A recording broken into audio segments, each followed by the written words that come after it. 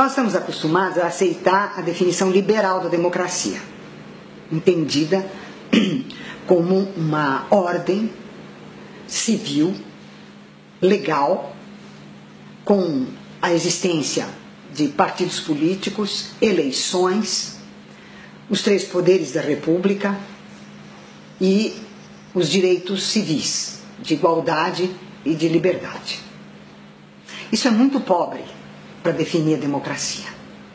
A democracia é uma forma social.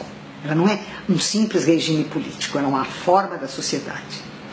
E ela é aquela forma social e política que tem 3 características principais. Primeiro, é a única que é baseada na criação e conservação de direitos.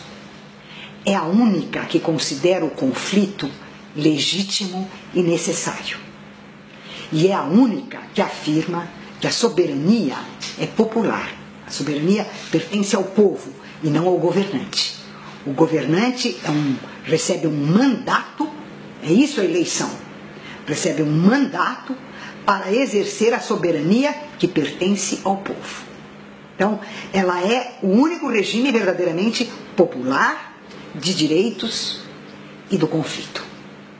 Bom, no Brasil tem sido praticamente impossível instituir efetivamente a democracia. Nossa sociedade é uma sociedade autoritária, oligárquica, violenta, hierarquizada, que estabelece sempre uma relação de hierarquia entre as pessoas, em que um manda e o outro obedece, de tal modo que os direitos no Brasil se dissolvem. E a sociedade brasileira está polarizada, dividida entre as carências das classes populares e os privilégios da classe dominante. Ora, uma carência é sempre algo específico e um privilégio é sempre algo individual. Um direito é sempre universal, seja porque ele é o mesmo para todos, seja porque todos o reconhecem como um direito. Então, no Brasil, a carência e o privilégio tornam a criação de direitos uma tarefa gigantesca e, às vezes, impossível. E nas poucas vezes em que isso se realiza, é logo em seguida destroçado e devastado. Nesse momento, a democracia brasileira, que era tão frágil por causa da violência da sociedade brasileira, do autoritarismo da sociedade brasileira, nesse momento ela sofre um golpe mortal, que é o golpe neoliberal. Por quê? O neoliberalismo defende a ideia de que o Estado, portanto o poder público, deve ser tratado como uma empresa. É por isso o sucesso agora de políticos que dizem: não, eu não sou um político, eu sou um gestor, eu sou um administrador. Mas o que um gestor ou um administrador vem fazer? É porque o Estado é pensado como se ele fosse uma empresa e não o poder público. Ora, pensar o Estado como uma empresa é pensar o Estado como fazendo parte do mundo privado, porque a empresa pertence ao campo dos interesses privados. Então você privatiza o Estado e pensa o político não como um governante, não como um representante, não como um legislador, mas você pensa nele como um gestor, um administrador. Então, o que caracteriza o neoliberalismo?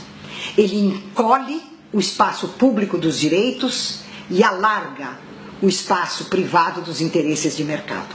Engole o Estado nisto.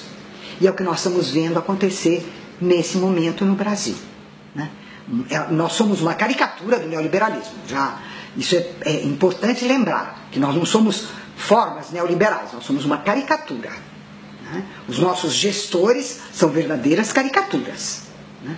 Mas, de toda maneira, todas as reformas que estão sendo feitas, a privatização das universidades, a ideia de que a universidade pública deve ser extinta, porque ela não traz lucro para o Estado. E se elas forem privadas, elas vão competir entre si. E a competição é a alma do negócio. Então, devastação dos direitos sociais, com a reforma trabalhista, com a reforma previdenciária, com a reforma da saúde, com a reforma do ensino médio e agora, no caso, com a devastação das universidades. Então, você vai tendo, crescendo, um processo pelo qual a concepção neoliberal destrói a construção da democracia e mantém o país na polarização entre a carência absoluta das classes populares e o privilégio absoluto das classes dominantes. E a classe média, que é conservadora, reacionária e imagina que um dia vai fazer parte da classe dominante, aplaude tudo isso e vai para a rua bater panela.